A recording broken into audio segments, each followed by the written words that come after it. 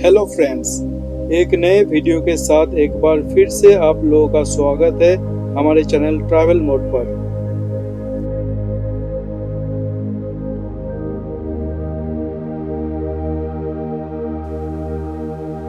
पिछले वीडियो में हमने जोशीमठ में भगवान श्री नरसिंह जी के दर्शन किए थे और अब भगवान श्री नरसिंह जी के आशीर्वाद लेकर हम जा रहे हैं भगवान श्री हरिनारायण जी के वैकुंठ धाम यानी श्री बद्रीनाथ धाम के दर्शन करने।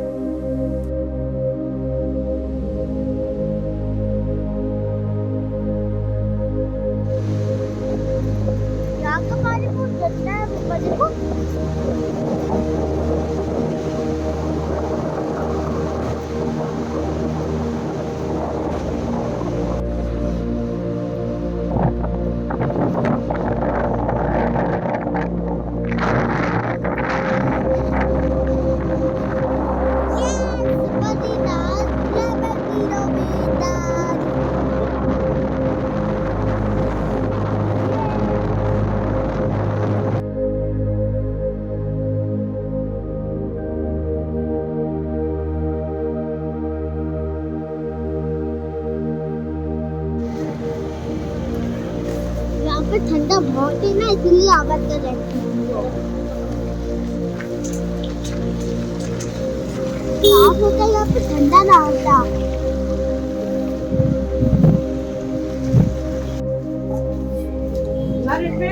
घंटे के लिए क्या दवा जा रहा है?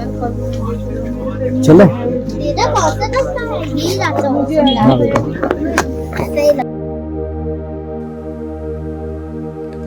यहाँ भगवान श्री हरिनारायण जी के दर्शन करने के लिए आपको कोई ट्रैकिंग करने की आवश्यकता नहीं है।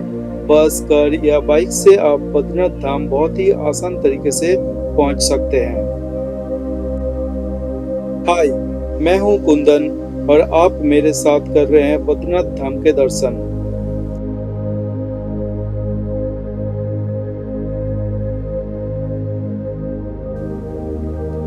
बद्रीनाथ धाम के दर्शन करने के लिए आप सबसे पहले आ जाइए ऋषिकेश।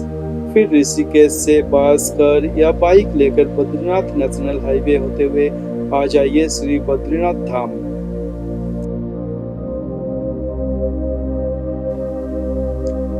ऋषिकेश से 291 किलोमीटर की दूरी पर तथा समुद्र तल से 10,800 फीट की ऊंचाई पर भगवान श्री हरि के निवास स्थान वैकुंठ धाम श्री बद्रीनाथ धाम स्थित है। कहा जाता है कि सतयुग में भगवान श्री नारायण स्वयं यहाँ माता लक्ष्मी के साथ निवास करते थे। बाद में कलयुग में इसी स्थान पर भगवान लक्ष्मी नारायण के शालिग्राम शिला से बने मूर्तियों के पूजा होने लगे।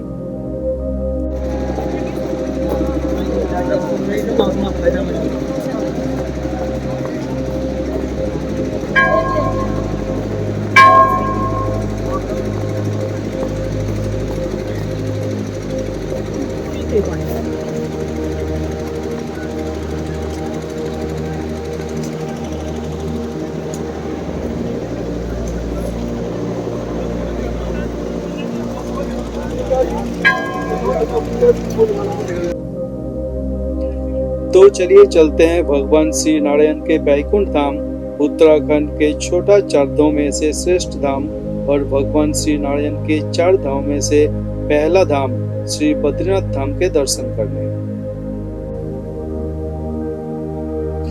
हम जोशीमठ में भगवान श्री नरसिंह जी के दर्शन करने के बाद शाम के 4 बजे स्कूटी से निकले बद्रीनाथ धाम के दर्शन करने।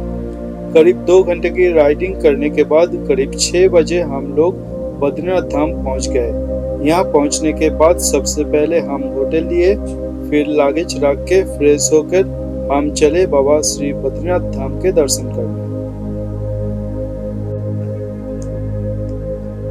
उत्तराखंड के चमोली जिले में अलकनंदा नदी के किनारे गढ़वाल हिमालय के गोदी में इंडो तिब्बत बॉर्डर पर श्री बद्रीनाथ धाम स्थित है। ये मंदिर साल के सिर्फ 6 महीना ही खुला रहता है और बाकी के 6 महीना भारी बर्फबारी के चलते बंद रहता है।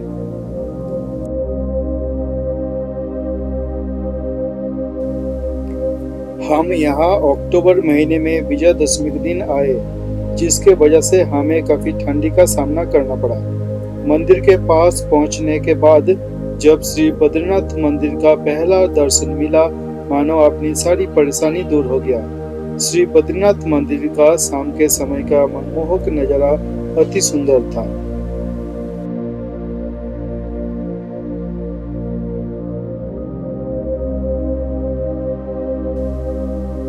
मंदिर पहुंचने के बाद हम सबसे पहले लाइन में लग गए भगवान जी के दर्शन करने के लिए। यहाँ आने के बाद पता चला कि इस समय हमें गर्भगृह में प्रवेश नहीं मिलेगा।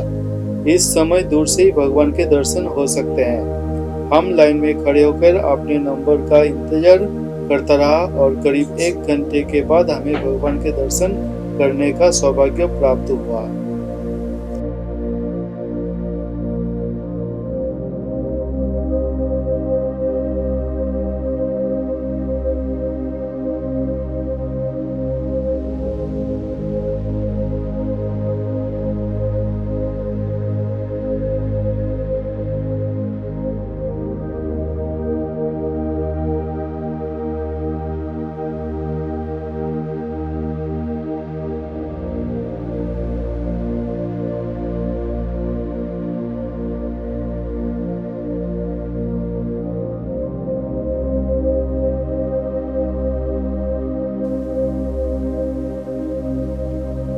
भगवान के दर्शन के बाद हम पास में ही स्थित गर्म पानी के कुंड तप्त कुंड के दर्शन करने गए। यहाँ बहुत लोग रात के समय ही तप्त कुंड में नहा रहे थे। यह पानी काफी गर्म था। मेरा बेटा अनुराग तो इस पानी को टच करने से ही डर रहा था, लेकिन फिर बहुत समझाने के बाद वो इस गर्म पानी में उतरा। हाँ चल कोई बात नहीं बेटा, थोड़ा सा फुट रखना, ठीक है? पहले दादा देखो कितना गर्म है। अरे यहाँ पे देख, फुट रख फुट रख फुट रख। पहले चेक करो। हाँ तू पहले चेक कर, जा फुट रख, थोड़ा सा फुट डाल, फुट डालना थोड़ा सा। देख ले ले, दूसरा फुट दूसरा फुट।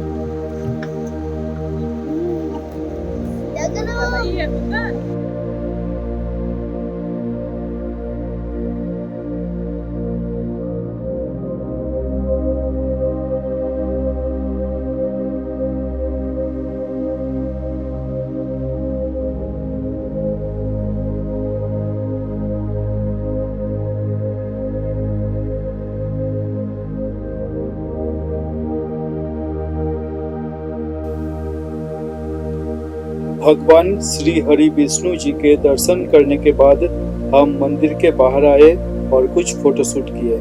ऑफ सीजन होने के वजह से मंदिर में उतना भीड़ नहीं था।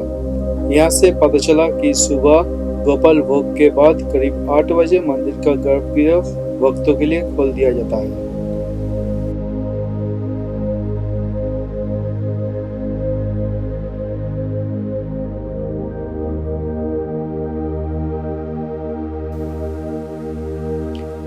जोशीमठ से बद्रीनाथ आते आते हमारे स्कूटी का पेट्रोल खत्म हो गया था।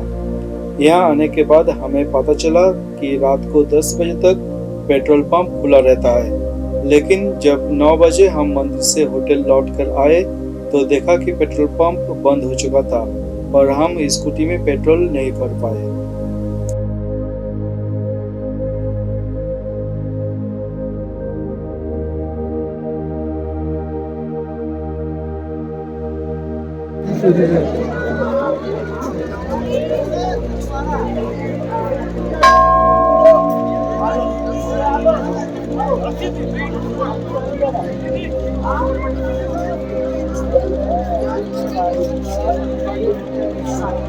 आओ फोटो लेंगे ना।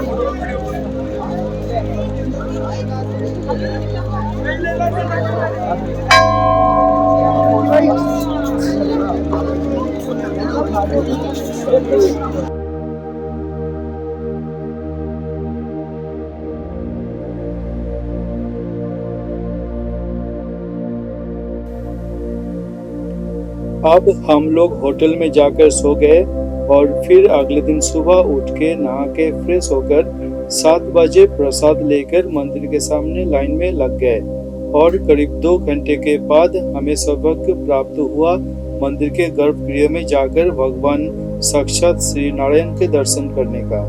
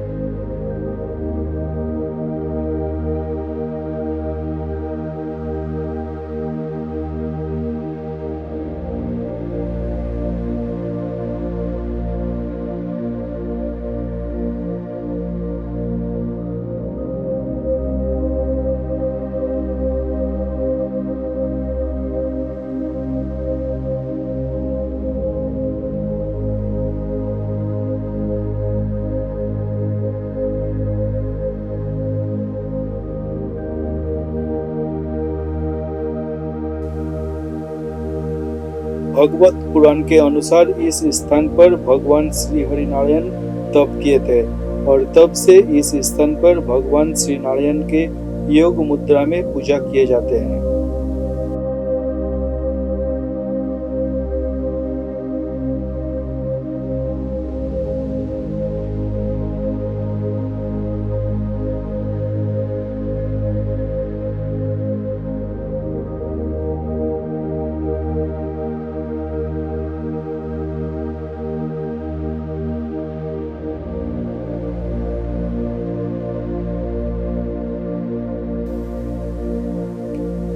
भगवान श्री नारायण के दर्शन करने के बाद हमें एक अलग ही खुशी का अनुभव हुआ।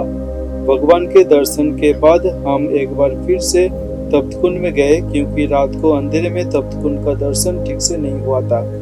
हम पहले से ही होटल में नहाकर आए थे, इसलिए हमें यहाँ नहीं नहाए, लेकिन तप्तकुंड का पानी अपने सर पे लेकर हम मंदिर से होटल आ गए।